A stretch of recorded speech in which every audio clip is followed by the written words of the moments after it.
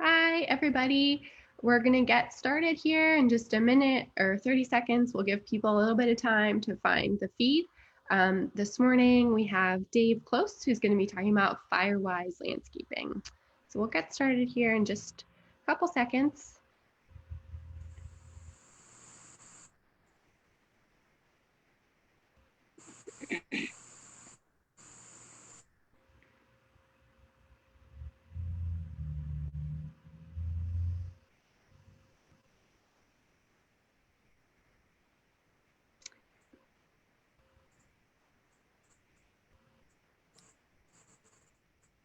Okay, awesome. It looks like we have a little bit of an audience. It's still just 10 o'clock though, so I'll just kind of be long-winded in my spiel to give people a little bit of extra time to join us this morning. So we had our little home preservation kind of mini series that just concluded last week. This week we're getting back to some final fall gardening concepts. So this morning we're really excited to have Dave Close, who's going to talk about Firewise landscaping. So very important topic. Next week we have Mark Ryder, who's going to talk about cover crops in the home garden. And also a little bit about the importance of soil testing and how to make sure your soil is healthy in preparation for next spring. And then we have 2 more sessions after that. We're going to talk about season extenders, so cold frames and row covers, things you can do to keep growing into the winter. And then our final finale, one of these little gardening sessions, is going to be about succulents, so some indoor gardening for over the winter. And all of those are going to be Thursdays at 2. So join us next Thursday, right back here on Facebook at 2 o'clock. So with that, I'm going to go ahead and turn it over to Dave Close. Dave is the Consumer Horticulture Specialist for Virginia Cooperative Extension, and his background is in forestry. All right, thanks a lot, Devin. And let me say good morning and welcome to everybody. I have to say that it's been very exciting for me to be able to prepare for this morning and to talk with you about something that honestly I don't get to talk about a whole lot anymore, but something that I certainly enjoy. I'm going to start with the bottom line up front to start off with. You know, why Firewise landscaping? Well, even here in Virginia, even though you may not think about it as a resident, wildfire is an increasing problem. Wildland fires are expensive to manage and to suppress, and unfortunately, sometimes they cost lives. So it's something that we all need to be cognizant of. And as Devin mentioned, going into the fall gardening season, there are some things that all of us can do to prepare our homes, to prepare our property, to mitigate against the potential for a wildland fire, even when we don't necessarily expect it to impact us directly. We're going to talk about the 3 R's to fuel reduction, and I'll go into more detail about that later, but those of you that have been around since the 70s are very familiar with the reduce, reuse, and recycle mantra. And we're going to talk about that today in the context of reducing wildland fire fuels and what that translates to for you as a homeowner. We're going to talk about some very easy and simple and time efficient things that you can do to prepare your house and your property against the fall fire season, which I'll talk about here in just a few minutes. Beyond your own home, you can also do some things to prepare your community through a program called Firewise. And want to give a shout out to my friend Fred Turk with the Virginia Department of Forestry, who operates and manages the Firewise program for the Commonwealth of Virginia. And Fred and I have been colleagues and co-workers for a lot of years, and we consult on these topics. So definitely check out their resources that you might see about in the chat pod later, or that I'll tell you more about a little bit later. And then lastly, you know, the summer blockbuster season has kind of come and gone. But if you're into hero movies at all, there's a way that you can be a hero for your home. And it's not anything that's going to put your life in peril or danger in any way, shape, or form. But again, some simple tasks that really only take about an investment of about 8 hours a year uh, for you to be a hero for your home and your family when it comes to Firewise. So I'm going to start off with some. It's going to be a little bit information heavy and a little bit stat heavy, but it really sets the context for why, again, I believe this topic is important for us even here in Virginia. The term Firewise itself came about in the early 90s from a botanist that was working for an organization that deals with Firewise concepts nationally. And Firewise is being knowledgeable and prepared for wildfire in residential and urban settings. And again, here in Virginia, and when I get to the stats, you'll understand why, relevant topic, and it's pertinent to a large percentage of our population. So it's why we're here talking about it. There's another acronym, and I'll spell it out first, but throughout the presentation, you may hear me say the word WUI. It stands for Wildland Urban Interface, and this is the line or the area or a zone where human built structures or human development interface with the wildland or wilderness areas or vegetation fuels. And that could be anything from forest to grasslands, depending on where in the Commonwealth or where in the country you're located. We're going to talk about the home ignition zone. That's an area that ranges anywhere from 100 to 200 feet from your house out. And think about drawing a circle around your house that's 100 feet out or more. And that's the home ignition zone. And that's the area where we're going to talk about the activities that you can engage in to try to protect your home against an encroaching wildland fire. Then we're going to talk about defensible space within that home ignition zone. And defensible space is simply a safety zone that is chunked up into 3 subzones. And there are specific activities that you do within each of those. Zone 1 is only 5 to 10 feet out from the edge of your house. Zone 2 spans to 30 feet out. And zone 3 is the area from 30 to 100 feet, or in an extreme case, from 30 to 200 feet from the perimeter of your house. So again, why Virginia? I mean, if you're following the news at all and seeing any of the stories about the fires that are active right now in California, they have been at catastrophic levels this summer. And just in the month of August, and I'll get into this in a little bit more detail in just a moment, there's well over 1 million acres of forest land and grassland in California that is actively burning today. And we'll talk about that a little bit more in just a moment. So why Virginia? I mean, we don't have, the expanses of land that California does that seem to be just tinder boxes waiting for a spark to start a fire. But if you look at our state and the land use of our state, we still have over 63% forest land here in the Commonwealth of Virginia, which is great. It's one of the attractive features of this beautiful state. Nearly 34% of that land, all land within the Commonwealth, is in that wildland urban interface, or the WUI. So it's where housing developments butt up against a national forest or a national park or a state forest or a state park.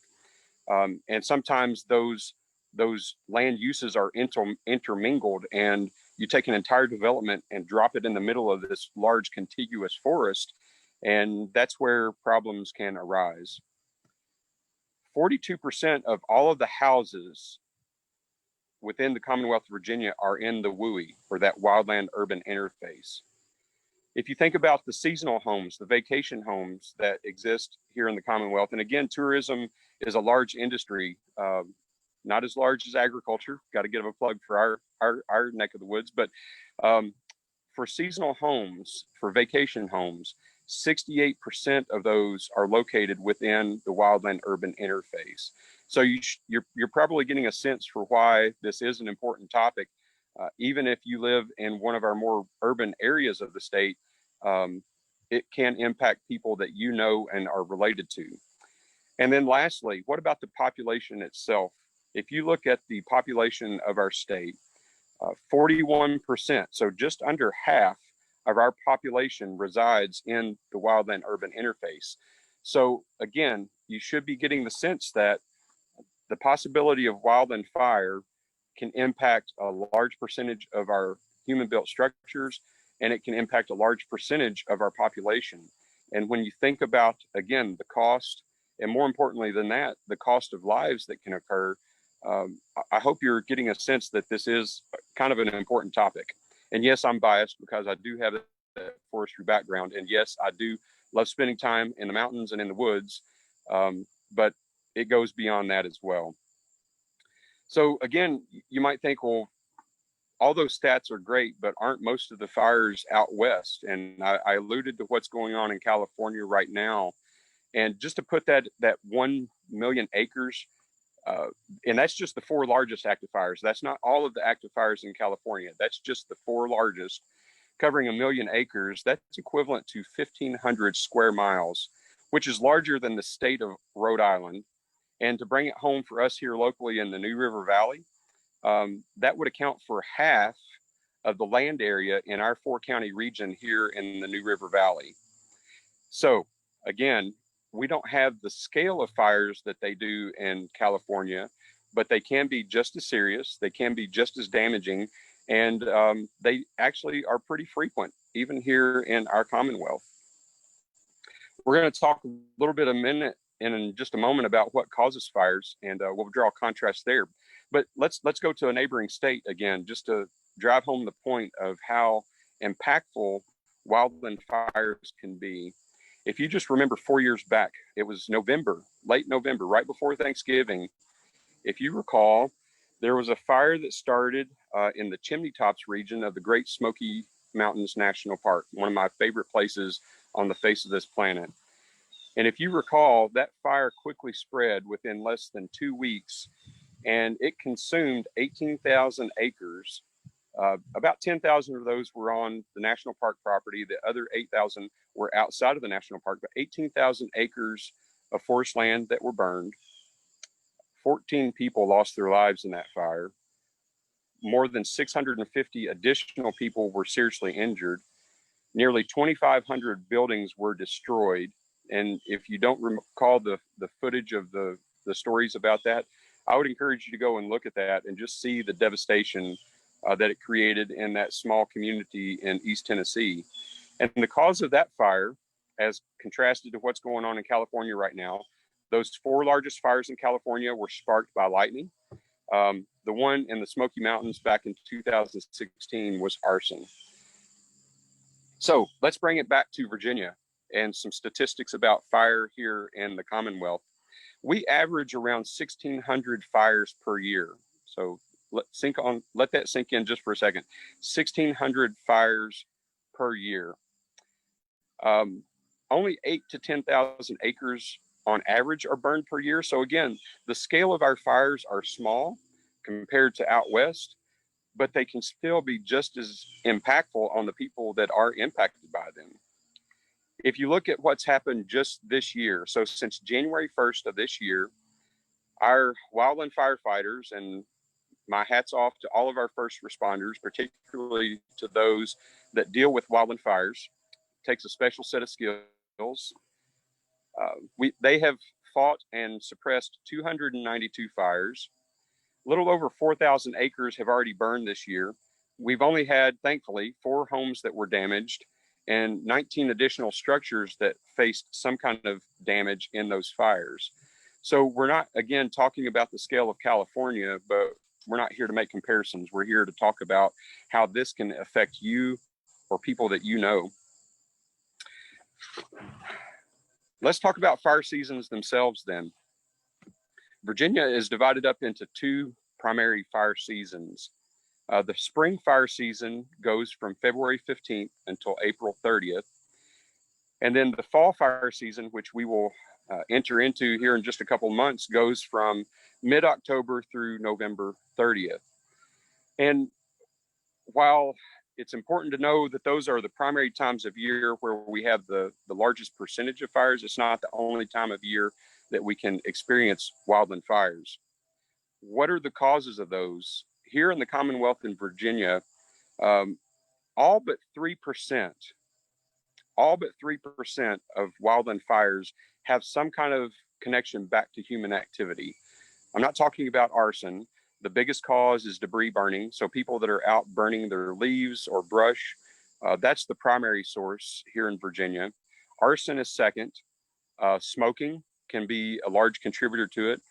Other things such as railroads, so sparks leaping off of railroad tracks as a train's going by, hitting some dry grass, and then you can have a fire in that regard. But if you combine all of the activities that involve humans, whether it's here in Virginia or elsewhere, anywhere from 87 to 97% of wildland fires are tied back to human activity. So why is that important? And what about the other 3 to 4%? Well, the other 3 to 4% is lightning. And again, the fires out in California that are burning right now, most of those have been sparked by lightning. We do have lightning fires here in Virginia. Matter of fact, I think we had one last fall, not too far from here, just up the road in Roanoke, that was a lightning strike. So even in the east, where you think about the climate being much more wet than compared to out west, we can still have lightning fires in those peak fire seasons of spring and fall. So again, what's so significant about the fact that 96 to 97% of fires can be tied back to human activity? That means that we can have an impact on decreasing human-derived wildland fires. What are some measures that we have taken here in Virginia to do that? And there's a couple things. One, most of you are probably familiar with the 4 p.m. burn law. This is applied specifically during the spring fire season. So from mid-February until the end of April, there's no open air fires allowed before 4 p.m. And why 4 p.m.? Well, they have put a lot of research and a lot of data behind these things. And is it an absolute fail-safe? No. But they know that statistically, the winds typically are dying down by late afternoon, and humidity is beginning to increase in the late afternoon on average. And those are two things that really dramatically affect fire behavior. So no open air fires before 4 p.m. from mid-February to late April. What's the potential consequence if you violate that? It's actually a class 3 misdemeanor. And it can carry a fine of up to $500 if you are charged and convicted of open air fires during the 4 p.m. burn law timeframe. It's also important to note that even if you wait until 4 o'clock in the afternoon to have some type of an open air fire, you do everything right. You acquire a fire permit from your local fire department or town or municipality if it's required. You have your firefighting tools out beside you, which is typically just a shovel and a water hose, possibly a metal garden rake. You wait until after 4 o'clock. You're doing everything right, and that fire escapes. You can still be held responsible for any of the suppression costs. So if someone calls 911 and they bring out the brush team to fight that fire that's escaped, you could be personally held financially responsible for that. And then on top of the 4 p.m. burn law, seasonally, and it's driven by the weather conditions and drought conditions, you can have county by county burn bans. So make sure you're aware of what's going on in your locality with respect to burn bans. And we just came out of a pretty severe drought period here in the New River Valley just a couple weeks ago. We went several weeks with, very minimal precipitation, and everything was brown and drying up, and would have been a perfect condition for a fire at that time. So threw out a lot of statistics, threw out some information about burning here in Virginia, open air burning and consequences of that.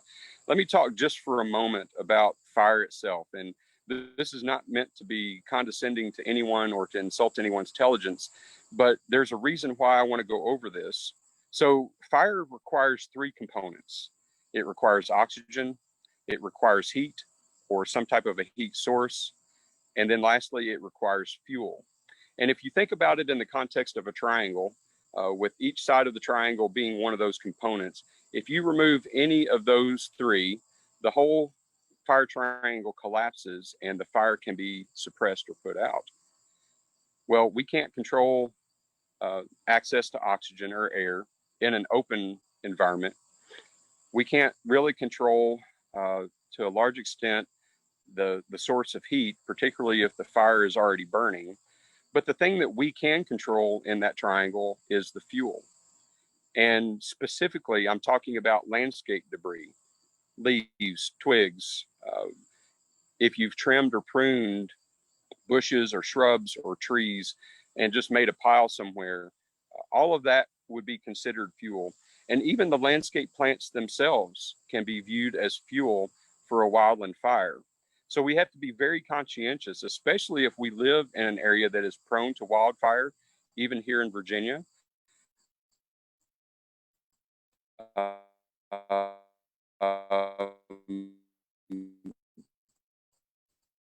We need to be cognizant and reduce the fuel load in our home landscapes.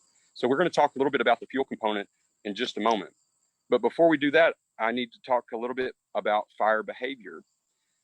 So again, think of a triangle, and fire behavior is affected by three major components in that fire behavior triangle: weather, which again, we can't control; terrain, which again, we can't control. And I'm going to get up and walk around here in just a second here at my house and show you a little bit about this so that I can drive home the point that I'm trying to make.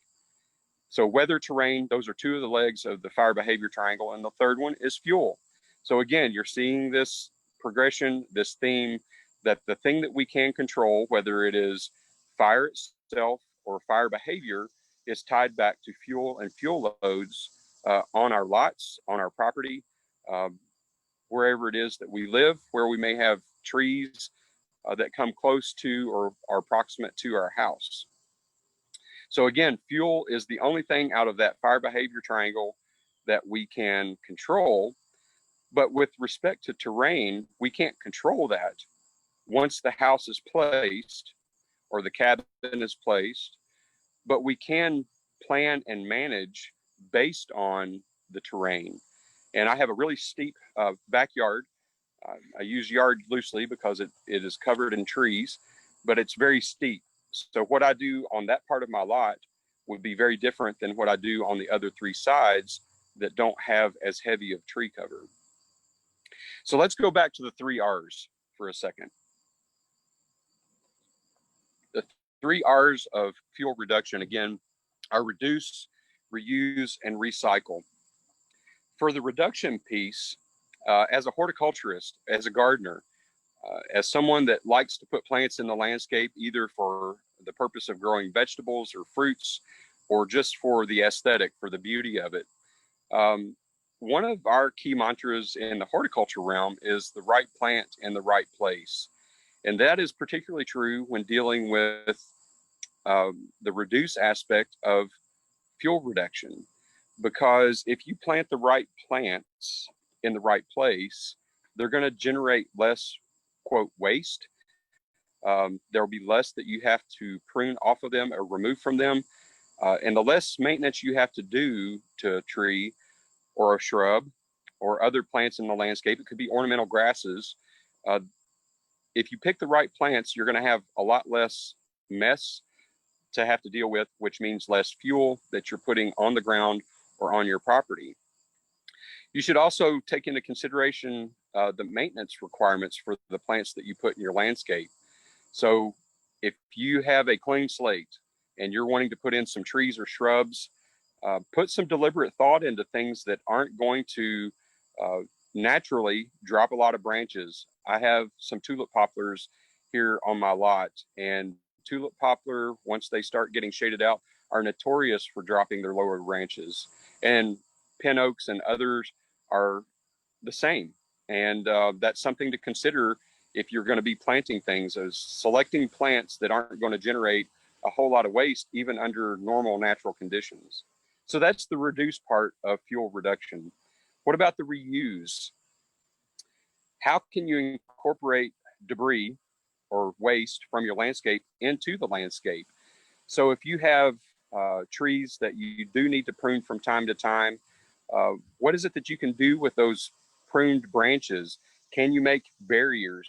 Can you make little fences or awnings out of those materials um, to reuse them so that they're not even, one, ending up in a landfill somewhere, but are being repurposed in the landscape? Grass clippings, for instance, if you do have a lawn and mow, either leave your clippings on the lawn or use them as a mulch. A lot of people use them as mulch in the gardens for walkways in vegetable gardens and in other ways. So find ways to reuse the materials that you generate, the waste that you generate in your landscape. Again, keeping it out of the landfill, repurposing it for something where the nutrients stay on site. It's better for everybody involved, including the wildlife that you may or may not want to attract, but probably will. And then lastly, the recycling component. And we have a whole chapter in a book that I would encourage you to check out if you can. I don't know if you're able to see this. It's called Smart Yard Care: Big Rewards from Small Investments in Stewardship. This is a publication that one of our Extension Master Gardeners and I worked on a number of years ago as a project with the National Park Service. And Barb Stewart, who has since retired, was the impetus behind that project. And in this publication, we go over all of the stuff that I've shared with you today and more than I have time to share with you. But there's a whole chapter on composting and how using composting as a practice in your landscape is also a strategy in Firewise. So again, making sure you're repurposing, reusing all of the items that would be fuel in a wildland fire situation, but turning it into something that is less likely to add to your fuel load on your property. So let's go back and talk about one more triangle. We talked about the fire triangle, fire behavior triangle. Um, let's talk just for a second about one that Barb created, which was very innovative, if you don't mind me saying, called a fire protection triangle.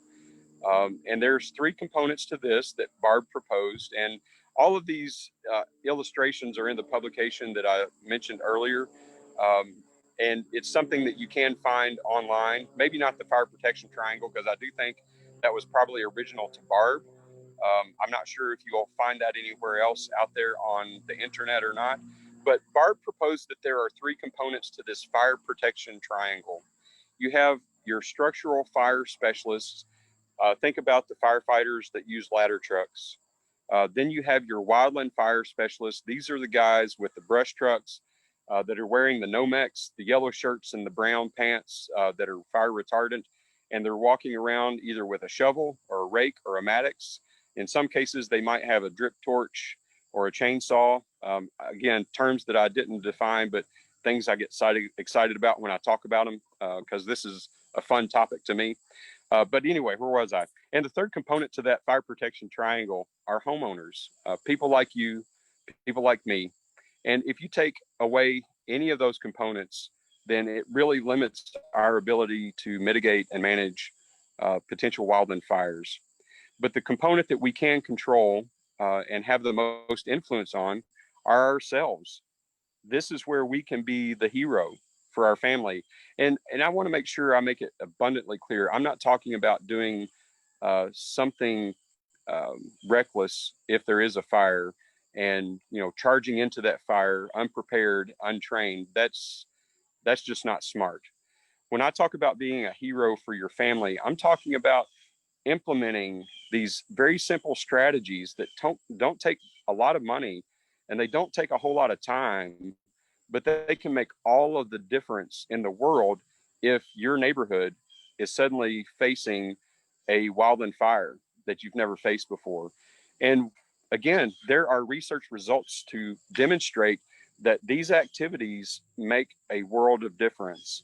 And you can even see pictures of structures, even in California today and here in Virginia, that have survived a wildland fire when everything else around it has been decimated and literally burnt to the ground. And 9 times out of 10, those structures, the people that were responsible for those structures, put into practice the things that we talk about in this Smart Yard Care book, and that you can find out about on the web when you look up the Firewise programs that are available nationwide and even here in Virginia.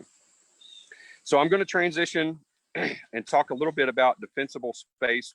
Again, that's one of those terms that I introduced you to at the very beginning, along with WUI. Defensible space, again, are these zones, these step zones moving farther away from your house, and the activities that you can do within those zones to help mitigate against wildland fire.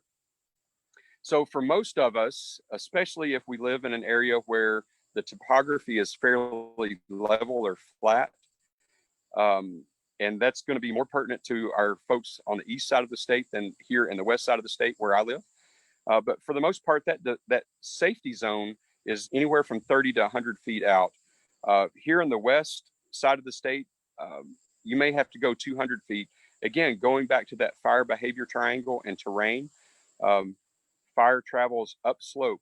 And if there is an updraft, it travels upslope extremely fast. So you may have to implement some of these strategies more than 100 feet away from your home, particularly if you have a heavily forested section or tract below your house. So something to take into consideration. And I think we'll point you towards some resources that can help you figure out exactly what you would need to do based on your local conditions. The key about defensible space is minimizing fuel.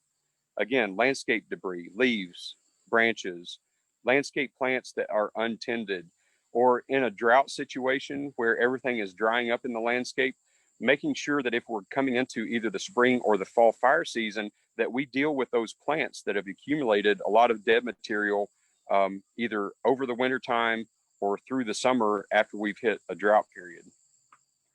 What we are trying to do is eliminate the opportunity for flames to come into direct contact with our house or other structures that you may have on your property. Outbuildings where you store possibly your lawn equipment, fuels for your lawn equipment, other things like that. So any structure, we're trying to eliminate the possibility for flames that would be coming from a wildland fire in your neighborhood from being able to come in direct contact with your house.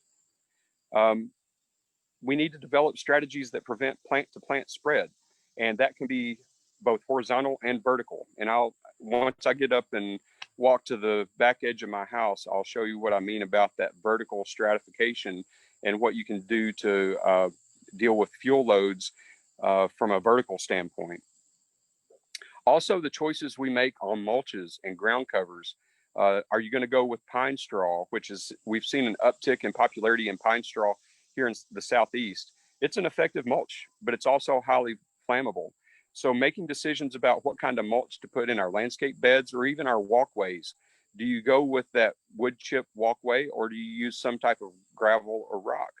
And the choices you make there can have an impact on the spreading of that wildland fire as it approaches your house. And I know there are a lot of people out there that are trying to move away from lawns and grass in general. But honestly, well-maintained lawns are an effective defense strategy against wildland fires, particularly if you are in a heavily wooded subdivision or locality. If you have the ability, and that's a big if, to grow grass in that setting, mown grass is a very effective strategy. And you see this particularly out west. Unfortunately, a lot of those lawns have to be irrigated, which is a water use issue, but that's another topic for another day. But if we are in an environment where you can have a lawn without having to irrigate it heavily, that is an effective strategy to remove fuels from having direct contact against the house. And then lastly, fire-resistant plants. So the folks at University of Florida and I think out in Oregon and Idaho, Montana, states that are very fire prone, there are a lot of folks that get paid a lot of money to do tests on fire resistant landscape plants and materials. And you can find some really cool YouTube videos and some fantastic scientific articles. So I'm not making light of this. It's a legit field, and I'm glad that these folks are doing the research. But in one of the publications that we have here in Virginia, it's called Virginia Firescapes.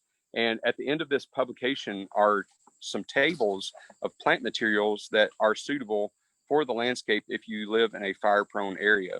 So again, choices of plants, choices of ground covers, and what we do in our landscape around our house are all ways, and even building materials that we choose for shingles, siding, and that sort of thing are all strategies that we can use to mitigate against wildland fires. So before I get up and walk to the edge of the house, let me jump to something real quick. And Devin, I don't know if you want to give me a thumbs up or an indication of how we are on time, but I don't want to make this any longer than necessary, even though I can talk about this for days. I'm not going to keep y'all here this long. But, going back to the cost, I already mentioned that it's only going to take maybe 8 hours or so on average per year. Of course, that depends on the size of your property and what all you would have to do. But on average, about 8 hours a year, you can take care of most of the things that are going to eliminate that fuel from being up against the house or in the gutters or on the roof. And it doesn't take a lot of money to do so. But some basic tools that you would need. Every landscape or every gardener, every forester has a good set of hand pruners. I'm using my pruning saw to prop up my phone, so I can't show you that, but a really good pruning saw for branches that, are more than an inch in diameter, that are a little bit too large for the hand pruners to use, but a good pruning saw, a good pole pruner, because one of the things that I'll talk about as I wrap up for some basic guidelines as a property owner is you, depending on the tree and depending on the location of the tree relative to your house or other structures, you probably would need a good pole pruner so that you can get those trees pruned up at least to about 10 feet. And it may or may not be necessary to go that high. It's very situational, and it is species specific to the tree itself. But in general, a good pole pruner and pole saw would come in handy. A leaf rake, a garden rake. In order to get your gutters, obviously you would probably need a ladder. And this isn't required, but if you have, even just a couple of acres for your lot that are heavily wooded, and you can get beyond that 200 feet distance from your house, I would recommend a good, healthy chainsaw. And I'm not advocating that you just go in and start cutting things down. I absolutely love trees. Yes, I have a forestry background, forest ecology specifically, and I don't want to take any more trees off my property than is necessary. It's one of the things that attracted me to this particular lot. But if we're talking about implementing a strategy to mitigate against wildland fires, then you may have the need to thin out standing trees on your property in that defensible zone, that safety zone that goes 200 feet or more, especially if you're in a steep slope area, you may have to go 200 to 300 feet out. But a good chainsaw with the appropriate personal protective equipment, so hearing protection, a hard hat, a face visor, chainsaw chaps or pants, either one, chainsaw approved boots, so not just steel-toed boots, it's a special kind of boot. Make sure you have all the appropriate safety equipment for using a chainsaw if you have to go that route. And my coworkers know that one of my therapies is running the chainsaw to create firewood for someone to use. So there's nothing that says love to me more than a chainsaw and making it possible for somebody to warm their home. So anyway, I digress. What are some things then that you can do to be a hero at home? First of all, in those down months is to create a plan. Look at the resources. Look up the Firewise, Virginia Firewise program with Virginia Department of Forestry. And Fred Turk is a fantastic resource for that at the community level if you want to get your community enrolled in that program. And there are actual programs Sometimes there are incentive funds available to get an entire community to a Firewise designation. So check out those resources, but spend the downtime, the off season, making your plan. Commit to invest 8 hours a year to rake leaves, not to burn them. Find a way to reuse them or recycle them. To clean your roof. If you have a roof where you have junctions, uh, valleys in particular, it's a great place for acorns and limbs and leaves, pine needles to accumulate. Make sure you get on the roof and clean those out, and clean your gutters. If you don't have gutter guards, making sure your gutters are clean are absolutely critical. It's a different lecture, it's a different topic, but if we get into the fire behavior more specifically, they have discovered that it's not direct flame contact that is the biggest problem, it's flying embers. And firebrands is the actual term that they use for that. And you can see videos of literally a firebrand storm. It looks like a snowstorm, but it's pieces of organic material that's ignited and buried, and that landing on a roof in a gutter that hasn't been cleaned out can catch a structure on fire very quickly. So make sure you make a commitment to invest those 8 hours a year to do your maintenance. Make sure you're a good citizen and obey the burn laws. I know it can be tempting if you've got a day off work and you feel like you need to burn some things, fight the urge, obey the laws, be a good citizen, not just for your own safety, but the safety of your neighbors too. I mean, think about how your activities and your behaviors can affect not just your next door neighbor, but your entire neighborhood. You got to be smart about fire pits and grills too, and disposing of the spent charcoal or the ashes out of a fire pit. And lastly, this is worst case scenario. You've done everything you can. There's a wildland fire that comes through your neighborhood. The first responders are there.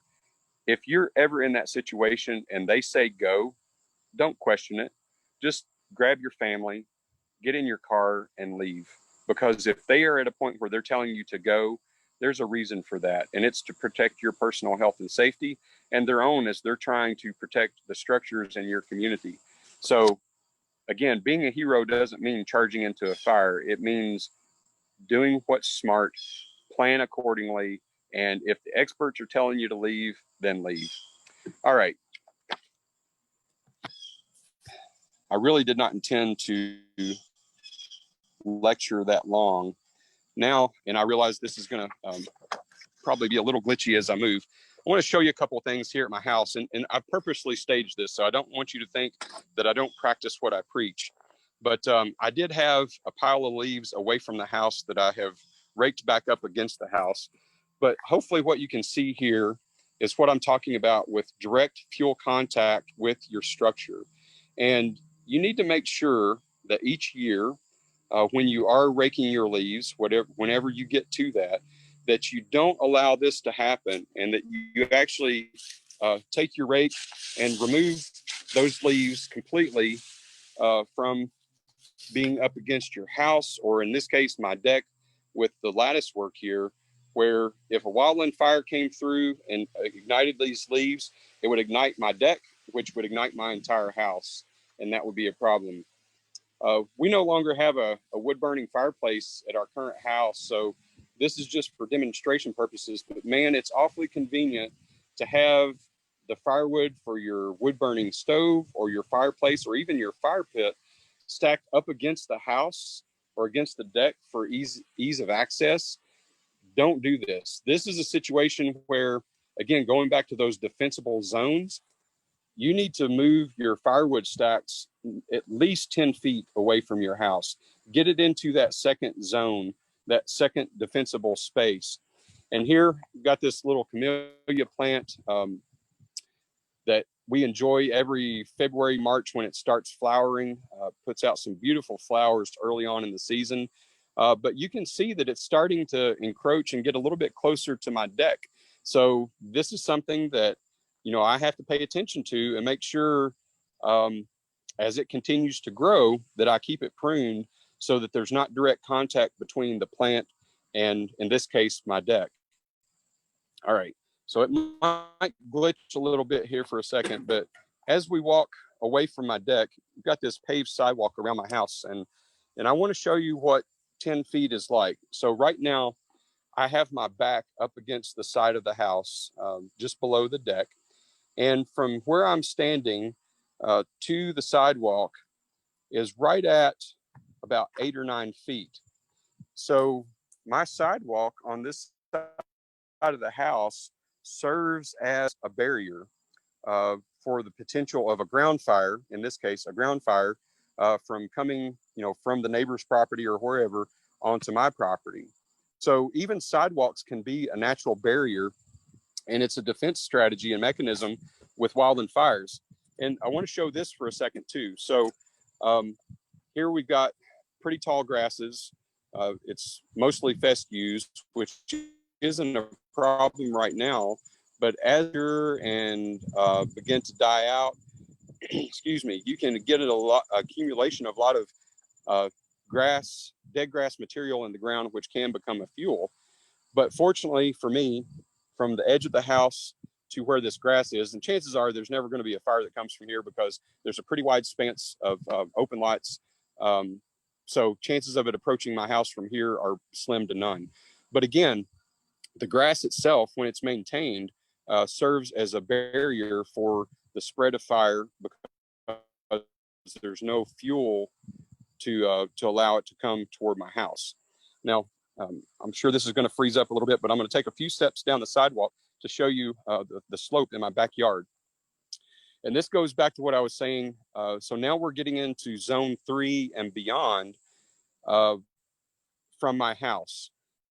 So from the back edge of my house to the base of the lot, and I'm not sure that you can see it very well, but at the very bottom of this slope, it does open up a little bit to a grassy area where we have had chickens in the past, currently unoccupied. But anyway, and if you go beyond that grassy area, there's over 125 acres of contiguous forest on that piece of property.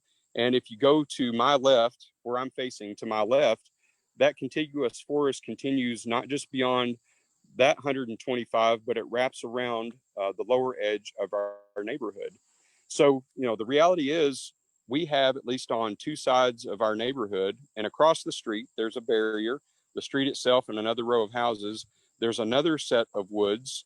So we're in what I definitely would call a wildland urban interface, because we have not really wilderness, so to speak, but we have this contiguous forest that is adjacent to a housing development. And the strategies that I would need to employ in this part of my property are a little bit different than what I do up against the house. So right now you can see that it's not very densely forested. I've got great canopy cover, but it's pretty open underneath. And going back to that vertical stratification of fuel. So most fires here on the East Coast are ground fires, or surface fires, not ground fires. Ground fires do happen at the Okefenokee Swamp and the Dismal Swamp, where they literally burn underneath the surface. What I'm talking about are surface fires that burn the litter layer or duff layer in the forest. So that's what I would be facing here at my house, most likely, from the property that is that way. But we have the interruption of grass here. So there's no conveyance of fuel of the fire across that grassy area. But if it did get to the bottom of my slope, then what do I need to do to make sure it doesn't get up to the house or go up into the crowns of the tree? And that's where you have to be aware of what else is in your property besides the trees. You can have what are called fuel ladders. And I don't think you'll be able to see it, but I had a tree come down neighbor's property just a couple weeks ago. It had these giant grapevines growing in it. And with the weight of the wind we were serve as a potential ladder ground from the surface of the ground up into the tree. Things like Virginia creeper. If you live on the south and east side of the state, kudzu, and you know what kudzu looks like in the wintertime, after the leaves die. That all can create a fuel ladder that would convey fire from the surface up into the trees. And if you have anything, those things are just very ignitable. And that's when you get crown fires, which has a very different behavior to it. But anyway, what you can do as a homeowner is make sure that the understory of your property is fairly clean. And I'm not saying that you eliminate everything, but you make sure that the shrub layer is not coming in contact with the lower branches of your trees. So that's what I was referring to earlier as far as pruning your trees up to about 10 feet. That would prevent a fire spreading from the surface to a shrub to the lower branches of a tree. Again, think about a conifer or a cedar where the branches is very low to the ground. And if that comes in contact with flames, it ignites and suddenly you have a standing torch. So there are things that you can do to impact the ground cover, that can impact the shrub layer, and also be aware of vines that may be growing on your property. I mentioned a couple of common ones. There are others besides those that could be impactful as well. So what are some of the habits? I'm gonna stop talking until I stop moving. So what are some of the basic guidelines then to kind of wrap all of this up? Number one, make sure you are thinning the trees and the underbrush on your property as far as 200 feet out. And if you live on a steep slope, you may even have to go a little bit beyond 200 feet. You know, dispose of your debris from the clearing. So if you are going to do thinning of trees, pruning of trees and bushes, but do it through reusing and recycling. Don't send it to the landfill. Definitely don't burn it if you can avoid that. You need to make sure that you're removing dead plants and dead plant materials. And again, recycle those by composting. Create a green belt if you have the ability to do that. And again, I know turf is not popular for everyone, but if it's something that you don't mind having in your landscape, it's an effective management strategy. Keep your grass mowed and your weeds weeded, particularly in zone 1 and 2. So that goes as far as 30 feet out from your house. Stack your firewood away from the house beyond zone 1, so more than 10 feet away from either your house or any kind of outdoor structure. You want to make sure you're pruning those low branches, particularly if they are a fire prone species that have a lot of resins or waxes and leaves, or in the stems as well. You want to reduce the density of the surrounding forest. So go to that 200-foot line, the 100 to 200 foot or 100 to 300 foot line. And again, I'm not suggesting you clear cut, but think about thinning them to where you reduce the tree to tree contact. And that will go a long way as well. Obviously, anytime you have dead or dying branches on any kind of plant, make sure you're pruning that, trimming that out, and disposing of it properly. And then lastly, make sure you're cleaning your roof and your gutters every year. I want to end with this, and then Devin, if there are any questions, I'll gladly take them. But I want to end with this because if you get nothing else out of this, I want you to take this home with you. Whether we're talking about Firewise landscaping or gardening in general, one of the key places to start is making sure you have the right plant for the right place, or in this case, the right tree for the right place. Because if you make wise choices there, you are automatically mitigating against some of the maintenance requirements, some of the watering requirements long term, and even some of the debris producing aspects of plants in the landscape. So that's a very simple strategy about making good choices about the plants you put in your landscape. Stay away from stuff that is exotic and invasive. Invasive in particular, that creates a whole nother realm of issues and problems. Again, another lecture, another day. But it's something that we do address, and I'm not trying to make shameless plugs for this, but it really is a really handy, it's simple, it's not real thick or dense in content or volume, but it has a lot of very practical information that you as a homeowner can put into practice about selecting the right plants and making good decisions. So I'm sorry I've rattled on as long as I have. As you can tell, I really enjoy this topic. I love being outside, and thank you for paying attention. And if there are any questions, Devin, I'll try to answer. Thanks so much, Dave. That was awesome. We have just a couple questions here. One quick one was, what was Barb's last name again? You mentioned Barb. Stewart, but she has retired um, and is enjoying retirement, the last I know. But she was a great colleague, again, with the National Park Service, and she specifically worked within the fire prevention division of, yeah. Awesome. And another question. So, where could somebody go if they wanted help figuring out a land management plan for their property? So I would immediately direct you to your local cooperative extension office. We have extension agents that can help you with that. We do have a limited number specifically of forestry extension agents that this is their ball of wax. I mean, this is what they do, not just Firewise, but it's one of the topics that they can help homeowners, landowners in particular, deal with and plan for. And again, the Virginia Department of Forestry is another great resource. Fred is only one person, but again, they also have district level foresters.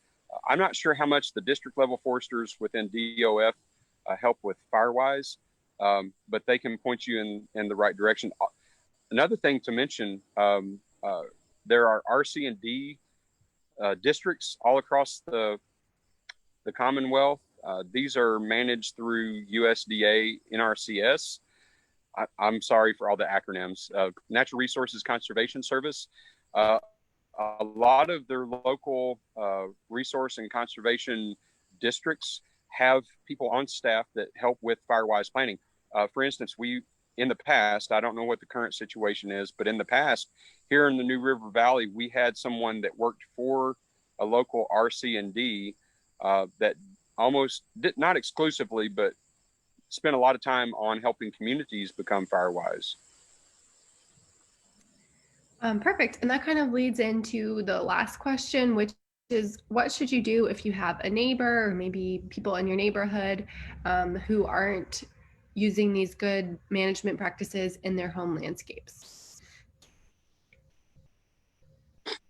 I think it's an opportunity to have a conversation with a neighbor. You know, it can be kind of tricky, but at the same time, if you approach it in the right way, with the right intent, I think having a simple conversation about how their decisions and practices are not only affecting you, but other members of the neighborhood. And again, maybe not going armed with a publication the first time you talk to them about it, but offering, information about some of these publications in a non-threatening way, I think is a good approach. But within the Master Gardener realm, and we didn't talk about that today, Devin, but within the Master Gardener realm, that's one of the ways that we operate, is that one-on-one contact with our neighbors, with our family members, trying to encourage folks to adopt practices and principles that are good for the environment and ultimately are good for us. Perfect. And we do have one last question here, Dave. What's a safe way to dispose of yard waste? So if you've been pruning and you have like flammable branches or something, what's the best way to get rid of them? Well, I've got a couple of responses to that. So I live in the town of Christiansburg, also town of Blacksburg. They have a municipal site. Each town has a municipal site where you can take your yard waste. I'll be honest, I don't know if it's free or if they charge you to dispose, but I think at least in Blacksburg, you can take your landscape debris there and they repurpose it into mulch. They grind it or shred it and then turn around and either give it out or sell it to folks to use in their landscapes. So that would be one way. If you don't have the means to actually reuse it or recycle it on site, if you've got the money and are willing to invest in a chipper, that's a great way to reduce large material into something that is instantly reusable in the landscape without going through the composting process. And I'm not knocking composting. I still think people ought to be composting. But if you can invest in a small chipper, that's another way that you can safely dispose of it, and it never has to leave your property. But yeah, I would check to see if either your municipality or your county has some sort of a recycling program for landscape debris. And if not, gosh, if neither of those options are available, I'm not sure if I have an answer. But if you can figure out a way to reincorporate it on your property, that's great.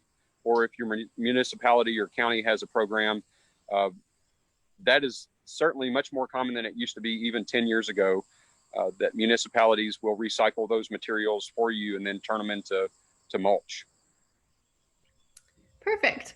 Okay, thank you so much, Dave. I am going to go back. Looks like there's a couple more questions. I'll go back and answer any questions we didn't get to as the Master Gardener page. And then I will also update the description on this video with some of the resources that Dave talked about.